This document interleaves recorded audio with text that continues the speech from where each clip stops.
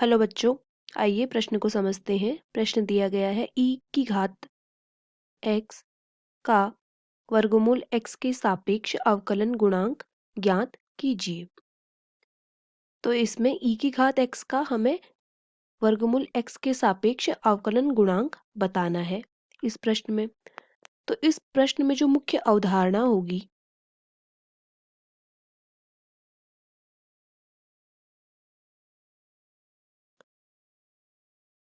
वह कुछ इस प्रकार की होगी। अगर हमें a का b के सापेक्ष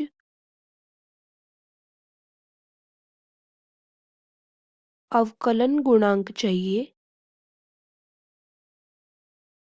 अवकलन गुणांक अगर हमें ज्ञात करना हो तो वह कुछ इस प्रकार का होता है dA बटा dB। इसका मतलब यहाँ पे हमें A का B के सापेक्ष अवकलन गुणांक कुछ इस प्रकार से होगा। अब हमें दिया गया है कि e की घात x का हमें अवकलन गुणांक ज्ञात करना है वर्गमूल x के सापेक्ष। इसका मतलब हमें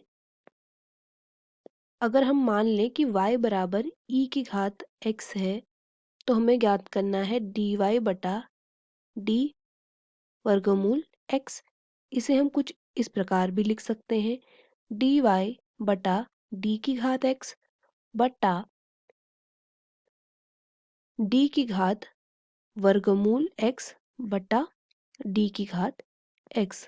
इसका मतलब पहले हम इस y का अवकलन ज्ञात करेंगे x के सापेक्ष, उसके बाद हम इस वर्गमूल x का अवकलन ज्ञात करेंगे इस x के सापेक्ष।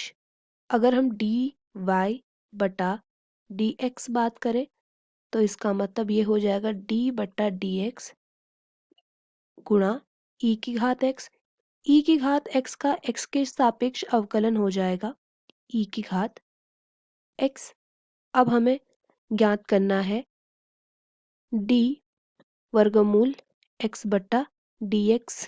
इसका मतलब d बटा dx x की घात 1/2। तो x की घात 1/2 का x के सापेक्ष अवकलन हो जाएगा 1/2 और बटे में ही वर्गमूल x। तो अब हमें ज्ञात करना है dy बटा dx बटा d वर्गमूल x बटा dx जो कि बराबर होगा dy बटा d वर्गमूल x के।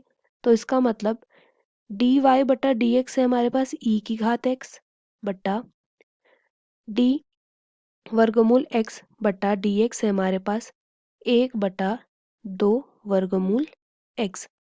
इसका मतलब हमारे पास dy बटा d वर्गमूल x मिल गया हमें e की घात 2 e की घात x इंटू वर्गमूल x।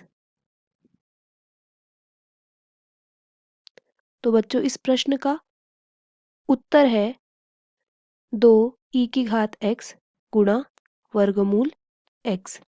आशा करते हैं आपको प्रश्न समझ आया होगा। धन्यवाद।